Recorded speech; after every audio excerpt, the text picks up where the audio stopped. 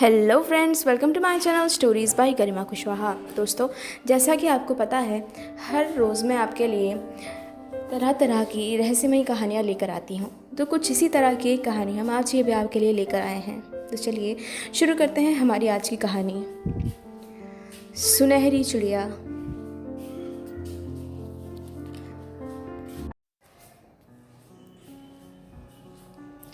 एक सर्कस की पूरी समूह एक गांव में ठहरने के लिए आया था। ये बात उस वक्त की है जब लोगों के पास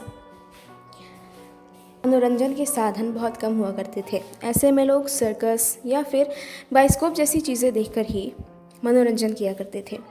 सर्कस का समूह कई महीनों तक एक गांव में डेरा डाला करता था। इसी तरह एक समूह ने उस गांव में भी डेरा डाला। सर्कस के बड़े अधिकारी अक्सर गांव में घूमते फिरते रहते थे और देखते थे कि लोग कितने समृद्ध हैं।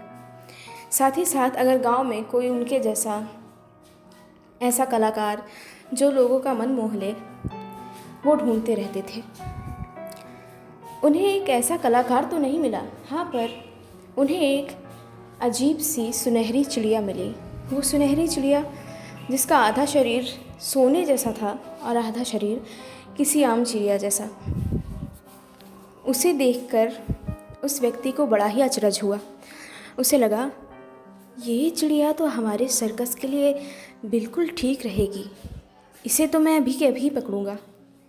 फिर क्या था, उसने ज़मीन पर कुछ मक्के के दाने बिखेरे और जाल बिछा दिया। चिड़िया कुछ देर तक इधर उधर फुदकती रही और फिर धीरे से ज़मीन पर आकर बैठ गई और दाना चुनने लगी। और फिर एक झटके के साथ चिड़िया जाल में कैद हो चुकी थी। उस व्यक्ति ने उसे जाल से निकाला और एक पिंजरे में डाल दिया। सबसे अजीब रहस्यमयी बात जो चिड़िया को और ज़्यादा ख़ास बनाने वाली थी, वो ये थी कि वो चिड़िया इंसानों की भाषा जानती थी और इंसानों की तरह बोल सकती थी। जैसे ही सर्कस के उस इंसान ने उसे पिंजरे में रखा, उस चिड़िया ने बोलना शुरू कर दिया। तुमने मुझे भला इस पिंजरे में क्यों कैद कर रखा है? मैं तुम्हारे किस काम की हूँ भला? तुम तो वैसे भी गांव-गांव घूमकर अपना सर्कस दिखाते हो, लोगों को कलाबाजियाँ दिखाते हो। तुम तो इंसानों को कैद किया करो। तुम्हारे मैं भला किस काम की? ये देखकर उस व्यक्ति को और आश्चर्य हुआ और उसका मन और दृढ़ हो गया। वो अब चिड़िया को आज़ाद करने के मन में बिल्कुल भी नहीं था। वो चिड़िया को अपने समूह के पास वापस ले आया। वहाँ उसने और दोस्तों को वो चिड़िया दिखाई। वो चिड़िया अभी भी डरी सहमी हुई बैठी हुई थी और अपने पंख फड़फड़ा रही थी पिंजरे से बाहर निकलने की जुगत में। अंधेरा घिरने लगा था और सर्कस भी चालू होने वाला था। तो सब ने सर्कस की शुरुआत की तैयारियां शुरू कर दी। ऐसे में चिड़िया की देखभाल एक लड़की को दी गई, जो कि और पक्षियों की देखभाल किया करती थी, जो कि उस चिड़िया जैसे ही अनोखे होते थे। हाँ, पर इतना अनोखा पक्षी आज तक उनमें से किसी ने नहीं देखा था। उस लड़की ने सभी पक्षियों के पिंजरे की सफाई की और सबको दाना खिलाया और उस पक्षी के पास भी गई और बड़े ही प्यार से उसे दाना खिलाने लगी। तभी उसने देखा, वो पक्षी रो रहा था, बिल्कुल इंसानों की तरह। ये देखकर पहले तो उस लड़की को आश्चर्य हुआ, फिर बाद में वो बोली, कमाल है, तुम तो बाकी लोगों से बहुत अलग हो। मतलब बाकी चिड़िया, देखो, तुम्हारा आधा शरीर बिल्कुल सोने जैसा है और तो और तुम इंसानों की तरह बात भी कर सकती हो। बाकी चिड़ियाँ तो बहुत बहुत मामूली सा अंतर रखती हैं। मसलन वो तोता देखो, वो इंसानों की तरह बोल सकता है, पर इतना साफ नहीं जितना तुम बोल सकती हो। और उस चिड़िया को देखो, उसके दोनों पंखों के रंग अलग अलग हैं, पर वो जन्म से ऐसी नहीं थी, उसे तो इस तरह रंग दिया गया है। चिड़िया अभी भी धीरे धीरे सुबक रही थी। फिर उसने बोलना शुरू किया, मुझे यहाँ से आज़ाद कर दो, मुझे यहाँ नहीं रहना। कमाल है। अच्छा, मुझे अपने बारे में कुछ बताओ, तुम कहाँ से आई हो चिड़िया? मैं यहाँ की नहीं हूँ, मैं तुम्हारी धरती की नहीं हूँ। मैं तो एक परी होती थी। बाकी परियों की तरह मैं भी पहले स्वर्ग में रहा करती थी, वहाँ पे घूमा फिरा करती थी। पर एक दिन मैंने वहाँ खिलने वाले खास फूल को तोड़ दिया, जो कि सिर्फ पूर्णिमा के दिन ही खिलता है, वो भी कुछ ही घड़ियों के लिए। उसकी सुंदरता इतनी आकर्षक थी कि मैं उसे तोड़ने से खुद को रोक ही नहीं पाई। पर जब मैंने उसे तोड़ दिया, उसके साथ ही वो पूरा पौधा भी नष्ट हो गया। मुझे नहीं पता था कि उस पौधे की पूरी जान उस फूल में ही होती है। ऐसा करने से बाकी परियां मुझसे बहुत गुस्सा हुईं और परियों की रानी ने मुझे शाप दे दिया कि मैं अनंत काल तक इस पृथ्वी पर ऐसे ही भटकती रहूँगी, जब तक मुझे एक महान नेक दिल इंसान नहीं मिल जाता जो मेरे शाप को उतार सके। मेरा सुनहरा शरीर उसी का परिणाम है। जिस दिन मैं पूरी सुनहरी चिड़िया बन जाऊंगी, उस दिन मैं वापस परी बन सकती हूँ। अच्छा, तो तुम्हारा बाकी आधा शरीर सुनहरा कैसे हुआ? बताती हूँ। ये बात उस वक्त की है जब चंद्रनगर नाम के गांव में भयंकर अकाल पड़ा था। सालों तक बारिश ही नहीं हुई, हर तरफ त्राही त्राही मची हुई थी और ऐसे में अमीर से अमीर और गरीब से गरीब सब एक बराबर हो गए थे। किसी के पास भी पेट भरने को अन्न नहीं था। ऐसी ही मारामारी में एक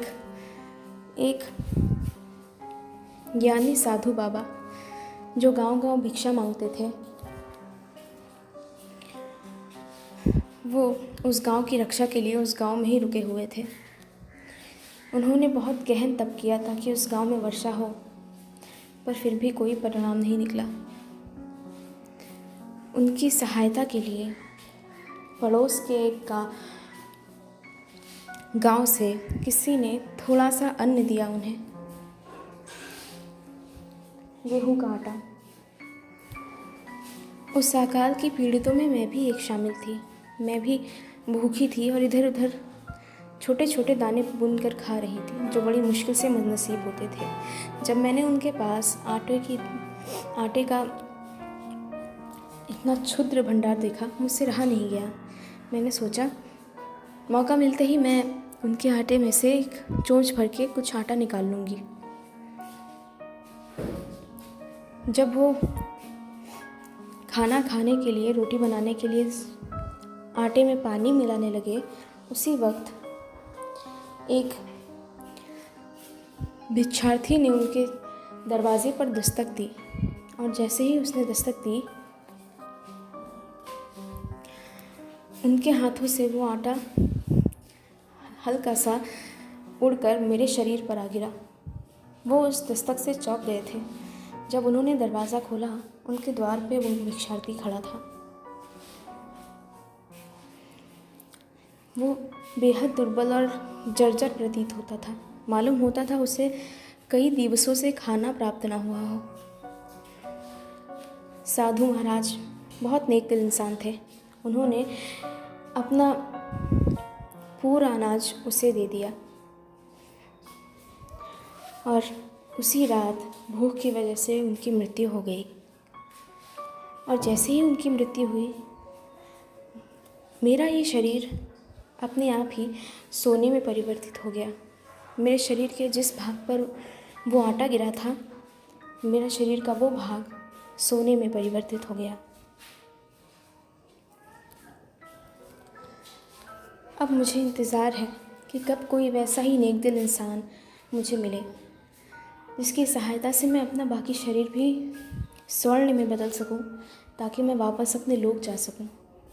पर अगर मैं यहाँ कैद हो गई तो मुझे नहीं लगता कि मैं उस व्यक्ति को ढूंढ सकूंगी। काश कि कोई मेरी मदद कर देता। ठीक है, मैं तुम्हारी ठीक है, मैं तुम्हारी सहायता करती हूँ, कहकर लड़की ने पिंजरे के दरवाजे को खोल दिया और सुनहरी चिड़िया आज़ाद हो गई। उसने अपने पंख फड़फड़ाए और दूर उड़ चली और एक डाली पर बैठकर उस लड़की का शुक्रिया किया। उस डाली से उठकर जैसे ही चिड़िया उड़ने की हुई, वो ये देखकर आश्चर्यचकित रह गई कि उसका बाकी आधा शरीर भी सोने का बन चुका था और अब वो अपने लोक वापस जा सकती थी। वो लड़की भी उन चंद नेक दिल इंसानों में से एक थी जिसकी उस चिड़िया को तलाश थी, और अब उसकी बदौलत वो परी आज़ाद हो चुकी थी। तो दोस्तों, उम्मीद है मुझे आपको आज की कहानी पसंद आई होगी। अगर आपको मेरी कहानियाँ पसंद आती हैं तो प्लीज़ मेरे चैनल को सब्सक्राइब ज़रूर करें और जुड़े रहिए मेरे channel stories by Garima Kushwaha से। साथ ही साथ बेल आइकन दबाना ना भूलें ताकि मेरे नोटिफिकेशन आपको सबसे पहले मिले। वीडियो को लाइक, शेयर और सब्सक्राइब ज़रूर करें। Thank you.